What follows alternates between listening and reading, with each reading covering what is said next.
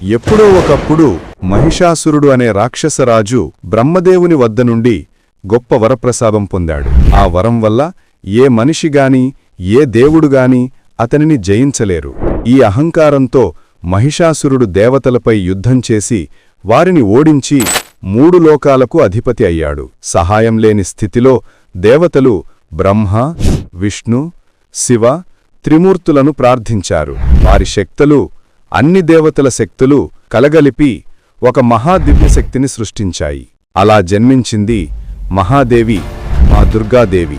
సింహం మీద విరాజిల్లుతూ దేవతలిచ్చిన ఆయుధాలను ధరించి త్రిశూలం, ఖడ్గం, విల్లు, గద ఇంకా అనేక దివ్యాయుధాలతో ఆమె అద్భుత కాంతులతో వెలిగింది. 9 రోజులు 9 రాత్రులు మా దుర్గాదేవి మహిషాసురుడు మరియు అతని రాక్షస సైన్యంతో యుద్ధం చేసింది.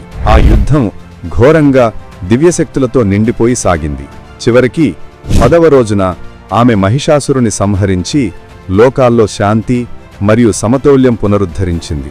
అప్పటి నుండి ఈ 9 రాత్రులు నవరాత్రులుగా జరుపుకుంటారు. ఇవి ధర్మం అధర్మంపై విజయం, వెలుగు చీకటిపై విజయం, సత్యం అసత్యంపై విజయంకు ప్రతీకలు. 10వ రోజు విజయదశమి దసరాగా పరిగణిస్తారు. మా దుర్గాదేవి శక్తి, రక్షణ, ధైర్యం, కరుణలకు ప్రతిరూపం.